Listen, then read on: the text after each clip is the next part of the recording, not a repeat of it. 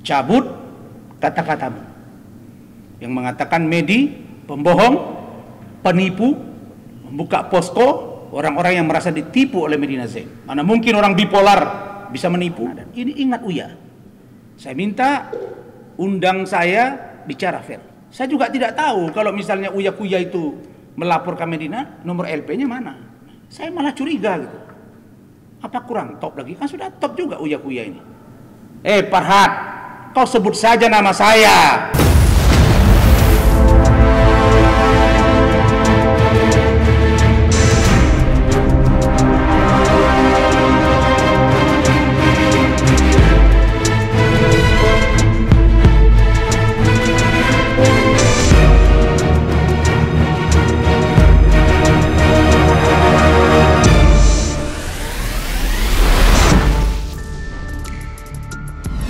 Cabut kata-katamu yang mengatakan Medi pembohong, penipu, dan membuka posko orang-orang yang merasa ditipu oleh Medina Zain.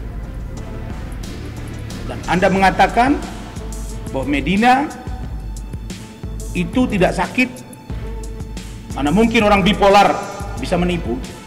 Anda menuduh, menjustifikasi, maka saya minta saudara untuk menurunkan posko yang ada di kanal YouTube saudara itu, dan kalau tidak, keluarga dan Medina akan menempuh jalur.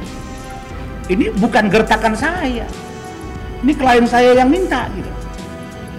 Ya mau 1000 pun nanti laporan polisi saya sebagai kuasa hukum, ya monggo.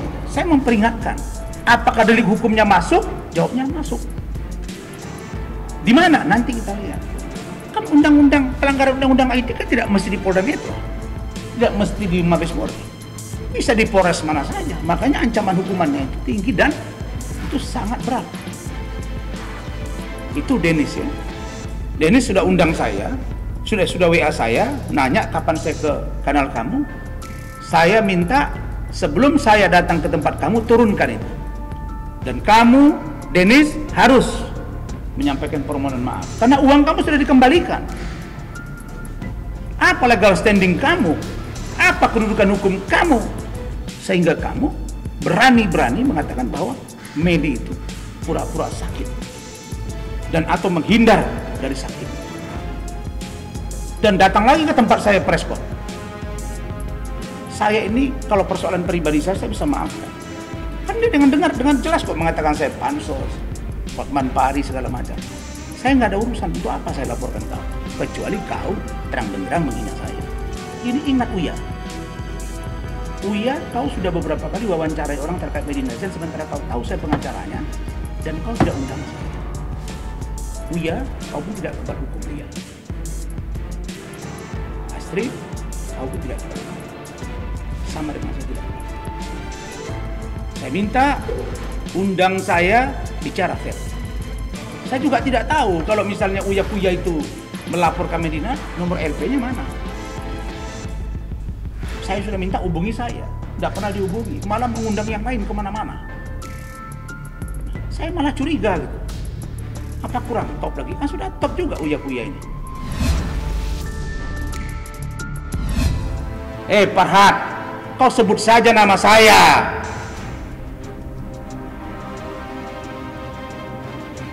Maksud kau itu saya bipolar? Bilang sekarang. Kalau sebut-sebut pengacara bipolar, apakah ke saya atau tidak? Bilang. Kan sudah saya telepon kau, sudah saya call kau di bandara, saya tantang, apa mau kau? Saya tidak pernah cari masalah. Saya lihat Farhad ini ngomong di media itu, orang yang mengganggu Hotman sama dengan mengganggu Farhad. Ya Allah, bukalah Instagram saya itu. Kau menghina-hina Hotman Paris, tidak dapat jawaban dari Hotman. Jangan melebar kemana-mana. Kalau bipolar saudara Medina Zain, itu kita lihat dari dokter dan pengakuan dokter. Tapi kalau sebut-sebut pengacara bipolar, sebut saja. Kalau saya bilang,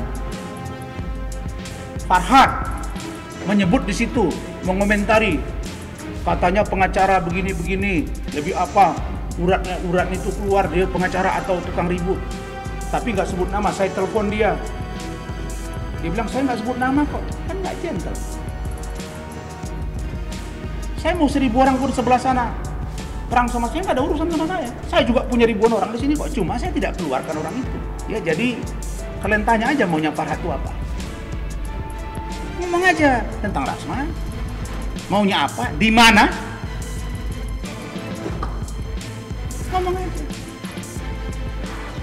Jadi lucu menurut saya kalau sudah bilang saya dengar Hotman senang. Saya tidak pernah menawar-nawarkan diri. Saya dikirimin video tadi, Farhat itu ada wawancara di salah satu TV swasta. Tertawa saya melihat. Nanti saya akan coba, karena itu sudah menjadi berita umum, ini saya ungkap. Tanya kalian, Farhat itu maunya apa? Apakah pernah saya ada masalah sama dia? Apakah pernah saya menipu dia? Apa pernah saya mengganggu istri dia? Saya kemarin sekitar pukul 12 tengah hari sudah datang membezuk klien saya, saudari Medina Zain alias Medina Susanti. Dari pertemuan tersebut saya melihat langsung bahwa Medina dalam keadaan sakit. Dan Medina dirawat dan Medina diisolasi mandiri, maksudnya isolasi. Dia membayar secara pribadi, dibantu keluarganya dan investor. Kemudian saat ini dalam isolasi tersebut, Medina dalam perawatan yang sangat serius, dan sebagaimana saya jelaskan minggu lalu bahwa Medina akan dilakukan observasi selama 2 minggu yang disebut dengan visum psikoterapis. Jadi bukan visum edavertum, bukan, ini visum psikoterapis.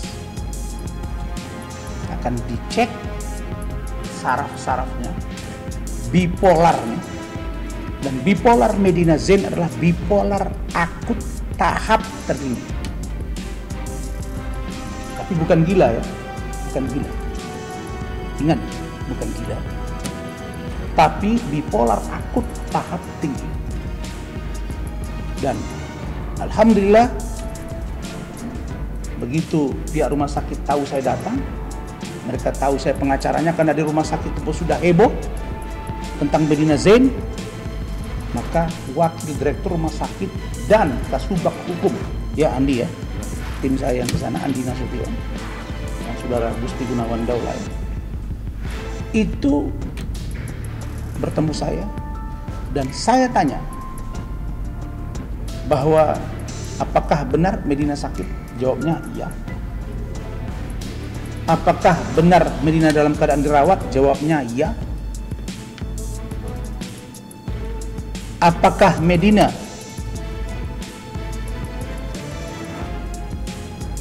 dalam keadaan sehat? Jawabnya tidak.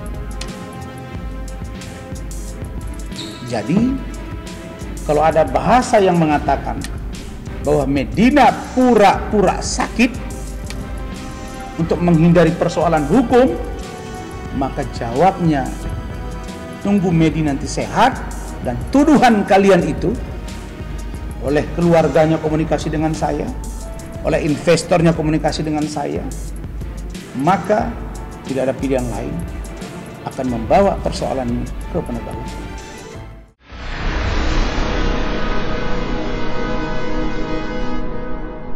Jadi jangan lupa untuk subscribe Cumi Cumi. Ditekan ya tombol lonceng merahnya.